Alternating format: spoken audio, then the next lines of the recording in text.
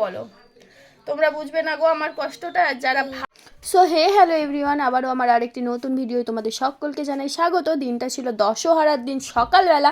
দশহরার দিন সকালবেলা মানেই বুঝতেই পারছো মনসা পুজো হবে, তো সেই জন্যই আমি বসে গেছি সব কিছু জোগাড় জাতি করতে। মা প্রথমে সব কিছু ধুয়ে ধাই রেখেছিল। মায়ের যেহেতু পায়ের সমস্যা, মা বারবার সিঁড়ি দিয়ে ওঠানামা করতে পারে না, সেই জন্যই সব জিনিসপত্র আমি নিচ থেকে ওপরতলায় তুলে নিয়ে এলাম। আসলে আমাদের ছাদের ওপরে মনসা ঠাকুর রয়েছে, তো সেই জন্য সব কিছু জিনিসই তো ওপরে তুলে নিয়ে আসতে হয়। আর মায়ের ভীষণই পায়ের সমস্যা, মায়ের হাঁটুর সমস্যা বলে মা বারবার সিঁড়ি ওঠা নামা করতে পারে না। মা ধুয়ে রেখে দিয়েছিল, আমি সব কিছু জোগাড়গুলো নিয়ে এলাম। নিয়ে এসে ফল টলগুলো কুচিয়ে দিচ্ছি, সিঁদুর গুলে দিলাম। সিঁদুর গুলে দেওয়ার পর একটু প্রদীপে তো প্রলতে করে দিলাম। এটা ওটা টুকটাক কাজগুলো আমি করে দিচ্ছি।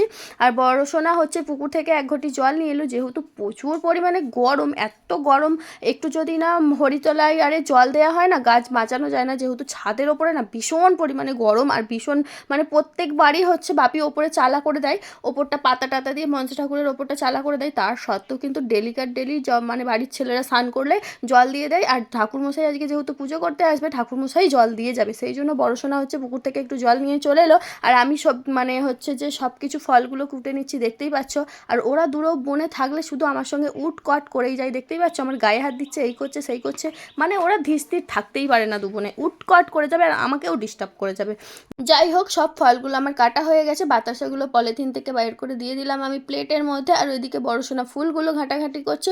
সব কিছুই পুরোপুরি রেডি, চলো তোমাদের দেখিয়ে দিই। এ দেখো সব কিছু আমি গুছিয়ে দিয়েছি। গাছগুলো কিন্তু খুব সুন্দর হয়ে আছে, প্রত্যেকদিন জল দেওয়া হয় বলে। হরি গাছ মনসা গাছ মানে পাল্টানো হয়েছিল নতুন, সেই জন্য আরও সুন্দর বেশ ভালো হয়েছে। আবার মাঝে 2 দিন জল হয়েছে, তাতে সেই জন্য মনসা গাছ হরি গাছ ভালো মতন সুন্দর সতেজ রয়েছে, নাহলে যা গরম আর কি বলি। আর এদিকে যাবে কর্তামশাই ডিউটি, সেই জন্য আমাকেও এদিকে হুড়োহুড়ি করছে। এক হচ্ছে পুজোর জোগাড় জাতি করো, তারপরে হচ্ছে 2 মেয়েকে দেখাশোনা, আবার এদিকে কর্তামশাই ডিউটি যাবে। আর যেহেতু হচ্ছে যে আমাদের বাড়িতে ভাত হয় না, দশহরার দিন শুধুমাত্র শুকনো খাওয়া হয়। অনেক দিন হচ্ছে নিয়ম থাকে পান্তা করে রাখে, বাট আমাদের ঘরে সেই দিনকা কোনো ভাতের দানাই উঠবে না, মানে ভাত খাওয়াই চলবে না। তো সেই জন্য পরোটা করছি। মাকে আমি অন্তত জিজ্ঞেস করছিলাম, আমি বলি মা অন্তত তোমার ছেলের তারে 2টো ভাত করে দিই, তো মা বলছে একদমই না, কোনো রকম ভাতের দানা হবে না। আবার অনেকদিন নিয়ম থাকে যে পান্তা করে রাখার। তো তোমরা যারা বন্ধুরা দেখছো, তোমাদের কাদের পান্তা আছে অবশ্যই আমাকে কমেন্ট করে জানিও।